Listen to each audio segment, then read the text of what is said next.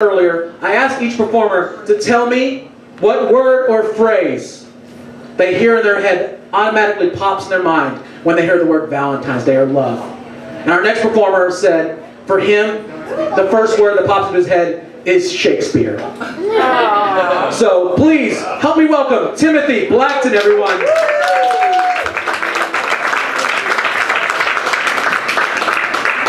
William Shakespeare, the master. Awesome. I'm going to tell you guys a little story. It's a little story about my wife and I. When you get married, you make vows. Generally, most people do. In sickness and in health, for richer, for poorer, in good times, bad times. And when you do that, when you're married, when you get married, you think, well, I'm going to have a lifetime of all of these things to go through with my partner.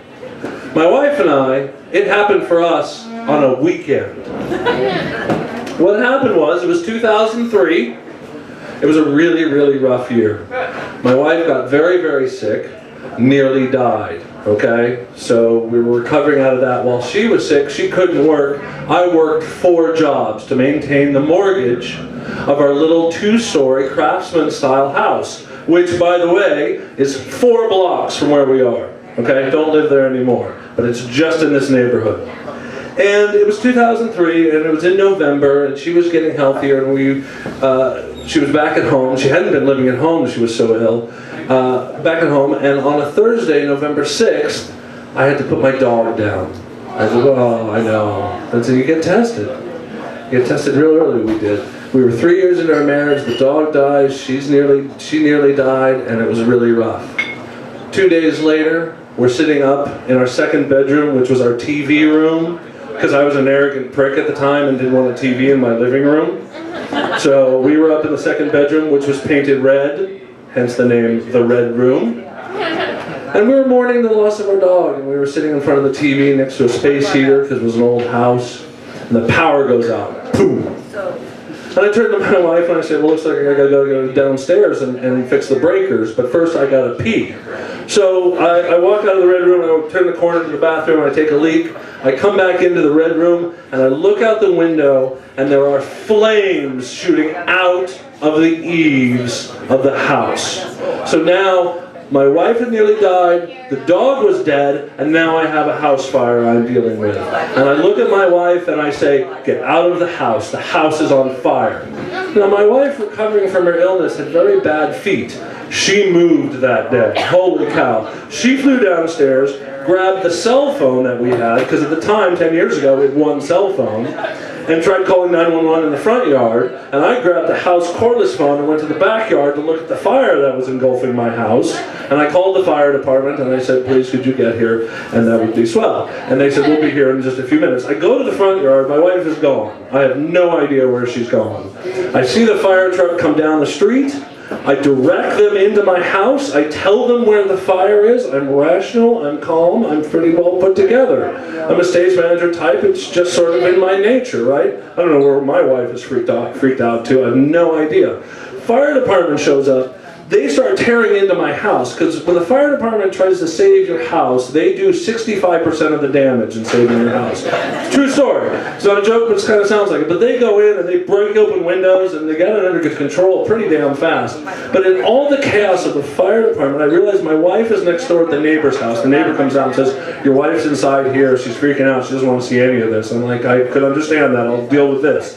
So as I'm standing there on my sidewalk watching my house burned but being saved by the fire department, in typical Portland fashion, a dwarf walks by and asks for money. True fucking story. Keep Portland weird, it was weird in 2003, okay? So that's all happening. The fire department wraps up what they're doing and they say, listen, this was an electrical fire and we know what the deal is, so you're all okay. I'm like, so what do you mean all okay? They're like, you're responsible for your house. You can lock it up. Thank you, have a good day. And the fire department left, which is an amazing thing, because I'm freaking the fuck out, and they're like, just another day in our job. I get to the neighbor's house. I finally see my wife, who's hyperventilating, to say the least. And I tell her kind of what's going on and what sort of happened, and she's already called the insurance company, and we're getting that all straightened out. But we have to go back into the house, because she says to me, she says, honey, I left my wedding ring in the room. And I was like, oh shit. So it's getting dark now, we have no power, I have a rickety flashlight. I go up to this red room, which is now just destroyed. The fire department had thrown all the furniture out the window, saved a bunch of stuff, but everything was destroyed. And I'm searching in the dark in this pile of soot and ash and debris, and there's the ring just sparkling right on top. There it is. And I grab it and I take it back to her. And she's just thrilled for it. She's thrilled for it. But she says, when you're in the red room, when you look up, what do you see? And I said, you see the moon. You see the moon. Because the whole roof was gone of our house. Just gone. So after we settle down a little bit, we get checked into a hotel that night. We go out for dinner. It's Stanford's restaurant, lovely down on the waterfront. And I proceed, like a complete jackass, to start making bold statements like, all bets are off. Like, what the fuck does that mean? She's like, what are you talking about? I'm like, I don't know, I'm just kind of freaking out. It happens.